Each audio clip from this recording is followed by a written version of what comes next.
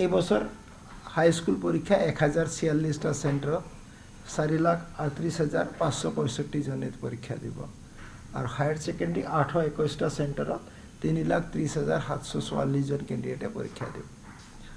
এই পরীক্ষার কারণে যাবতীয় প্রস্তুতি আমার আরম্ভ হয়েছে, মানে আরম্ভ নহয়, আমার ফালৰ পৰা অলপ শেষৰ ফালেই গৈ আছে।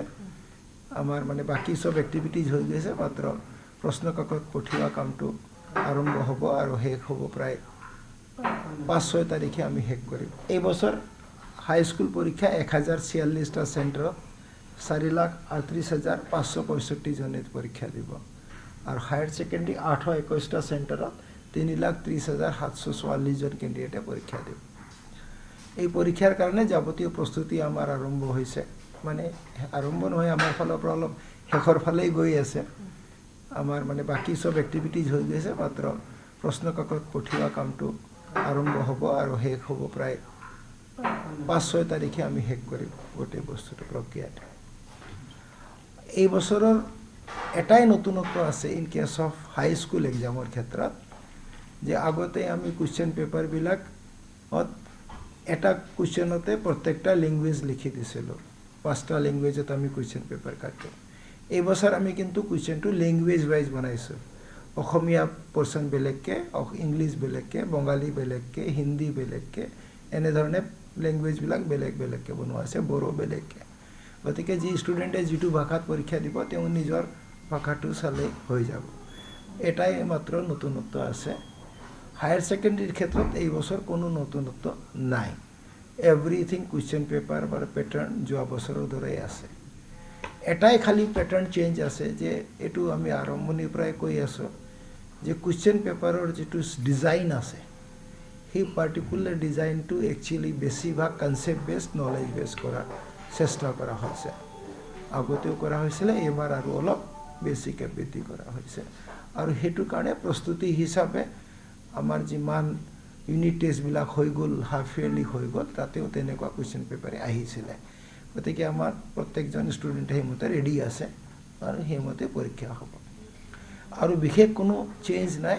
এটা যেটো আপুনি কৈছে যে প্ৰাইভেট কলেজ বা ইনষ্টিটিউশ্যনবিলাকত পৰীক্ষাটো, সেইটো যোৱা বছৰ মানে হাই স্কুলৰ ক্ষেত্ৰত আগতেও নাছিলে। হায়াৰ সেকেন্ডাৰি কিছুমানত মুষ্টিমীয় কিছুমান জেগাত য'ত অলপ আমাৰ হাই স্কুলৰ হায়াৰ সেকেন্ডাৰি কম আছিলে, সেইবিলাক জেগাত আছিল কেইটামান চেণ্টাৰ, কিন্তু এইবাৰ সেইবিলাকক গুচাই দিয়া হৈছে আৰু গোটেইখিনি চৰকাৰী বিদ্যালয়সমূহতে চেষ্টা কৰা হৈছে। ক'ৰবাত ক'ৰবাত মানে এটা চেঞ্জ আহিব পাৰে 2-4টা জেগাত, কাৰণ এইবাৰ অলপ আমাৰ মাননীয় মুখ্যমন্ত্ৰী মহোদয় আৰু চৰকাৰৰ ফালৰ পৰা বহুত কেইটা বিদ্যালয় গৃহ নিৰ্মাণ হৈ আছে।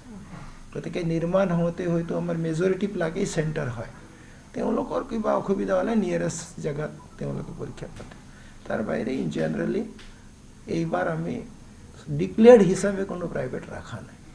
স্যাৰ কেন্দ্ৰ আগতকে বৃদ্ধি হৈছে নেকি বা ষ্টুডেন্টৰ সংখ্যা বাঢ়িছে নেকি? In case of high school আগতে অলপ ভেনু চেনু সিস্টেম আছিল, এইবাৰ এইবিলাক গুচোৱা হৈছে। গতিকে হাই স্কুলত আমাৰ এই বছৰ 117টা নতুন চেণ্টাৰ হৈছে। আমাৰ যোৱা বছৰ 912টা চেণ্টাৰ আছিল, এইবাৰ কিন্তু 1046টা চেণ্টাৰ আছে।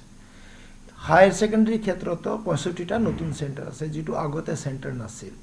গতিকে নতুন চেণ্টাৰো হৈছে, যিবিলাক আগতে নাছিল, আৰু যিবিলাক আগতে আছিল সেইকেইটাও আছে। গতিকে এনেধৰণে মিশ্ৰিত অৱস্থাতে আছে। কিন্তু আগতে যেনেকৈ হায়াৰ সেকেন্ডাৰিত কিছু প্ৰাইভেট আছিল, এই বছৰ সেইটো নাই। দিছ ইজ দ্য চেঞ্জ নহয় আৰু এইটো প্ৰক্ৰিয়া এটা। আৰু ইয়াৰ বাহিৰে তেনেকুৱা কোনো বিশেষ পৰিৱৰ্তন নাই। ডাটাখিনি আপোনালোকক মই দি দিছোঁ, আপোনালোকে নিজে নিজে ফটো লৈ ঠিক কৰি ল'ব। গতিকে আপোনালোকে জৰিয়তে আকৌ মই গোটেই কেণ্ডিডেটসকলক শুভেচ্ছাও যাচিছোঁ। লগতে আপোনালোককো অনুৰোধ জনাইছোঁ যে আপোনালোকেও আমাক সহায় কৰিব।